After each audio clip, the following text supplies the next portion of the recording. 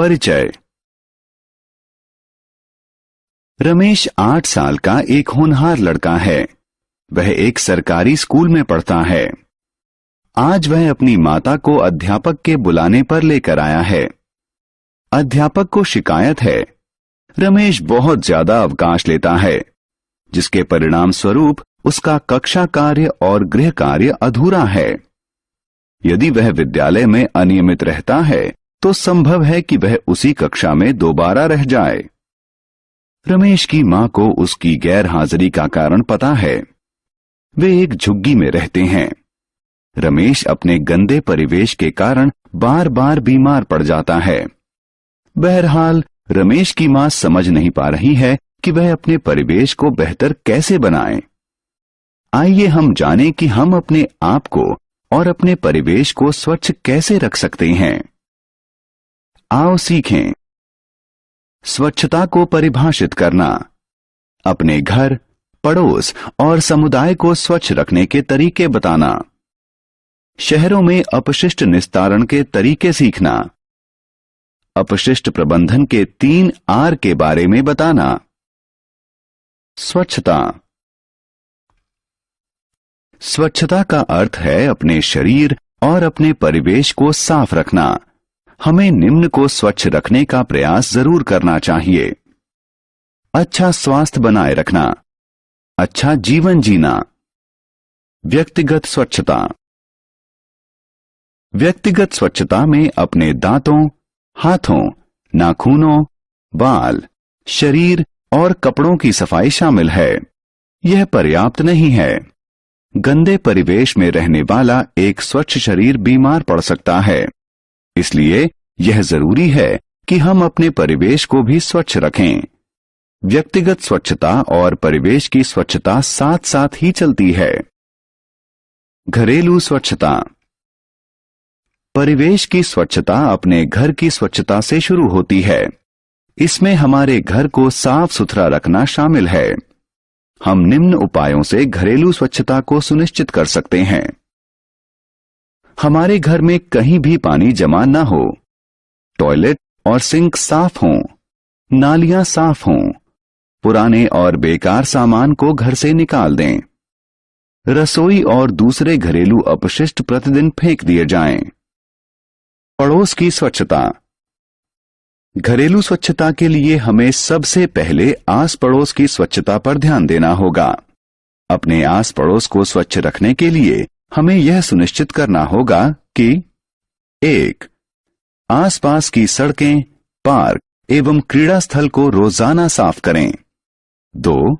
पानी का ठहराव सड़कों, पार्कों इत्यादि में न हो। 3. गंदे पानी के पाइप साफ हों। 4.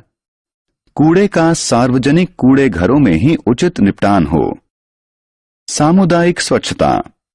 इसके बाद हमें समुदाय की स्वच्छता अवश्य सुनिश्चित करनी चाहिए। अस्पताल, रेलवे स्टेशन, बस अड्डे और सिनेमा घर जैसे सार्वजनिक स्थान को साफ रखें। बीमारियों का इलाज करने और उनसे बचाव करने वाली दवाइयां और टीके उपलब्ध रखें। शहर को साफ रखना। अपने आप को, पड़ोस को और समुदाय को स्वच्छ रखना पर्याप्त नहीं है। यह हमारी जिम्मेदारी है कि हम अपने शहर को स्वच्छ रखें।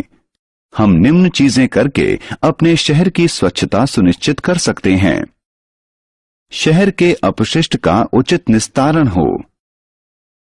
गैर सड़नशील पदार्थों जैसे पॉलीथीन का प्रयोग न हो। अपशिष्ट को कूड़ेदान में फेंका जाए। सड़क पर नहीं थूकें। शहर में अपशिष्ट निस्तारण। आइए समझें कि शहर में अपशिष्ट निस्तारण कैसे किया जाता है। हमारे घरों से निकले हुए अपशिष्ट को पहले एकत्रित किया जाता है और नगरपालिका के अपशिष्ट शोधन संयंत्र में उसका शोधन किया जाता है। इसके बाद जल स्रोतों जैसे कि नदी इत्यादि में उनका निस्तारण किया जाता है। अपशिष्ट शोधन से यह सुनिश्चित होता है कि नदियां प्रदूषित न हों। पूरे शहर से एकत्रित किया गया कच्चा अपशिष्ट संयंत्र में लगी छलनी से गुजरता है। छलनी कचरे को भारी चीजों से अलग कर देती है। इसके बाद कचरे को दूसरे टैंक में डालते हैं जहां बचे हुए ठोस पदार्थ बैठ जाते हैं। बैठे हुए पदार्थ को अवमल कहते हैं। बचे हुए द्रव्य को बाहर निकाल दिया जाता है और क्लोरीन डालकर इसे जीवाणु मुक्त किया जाता है। फिर इसे नदी में बहा दिया जाता है।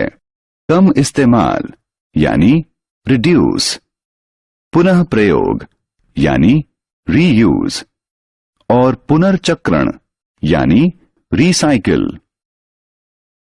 अपशिष्ट हमारे पर्यावरण को नुकसान पहुंचाता है।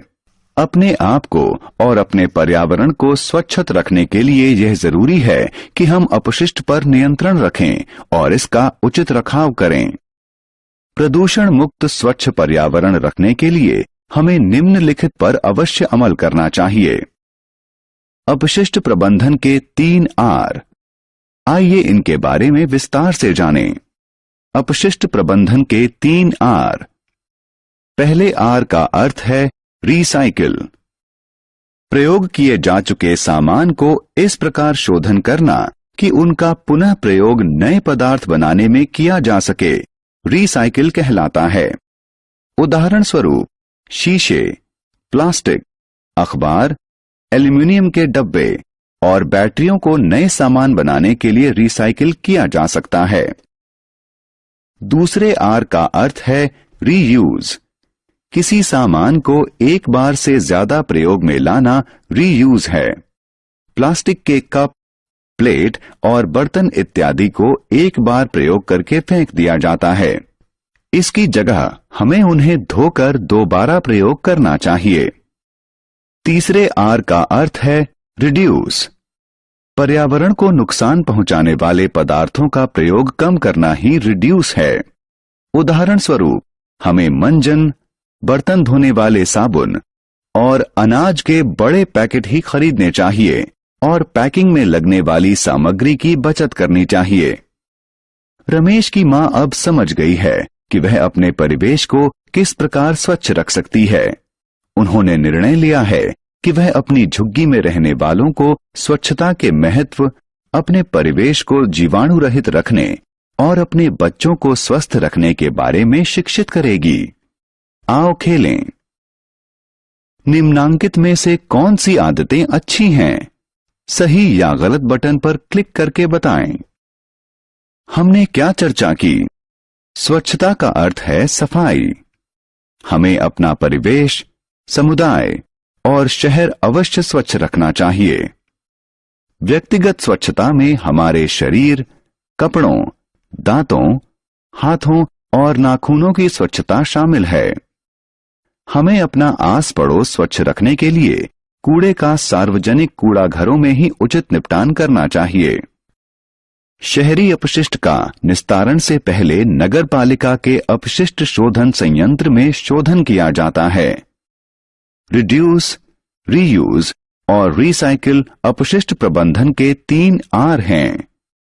अपशिष्ट प्रबंधन के 3 आर के प्रयोग से हम अच्छा, स्वस्थ और स्वच्छ पर्यावरण सुनिश्चित कर सकते हैं।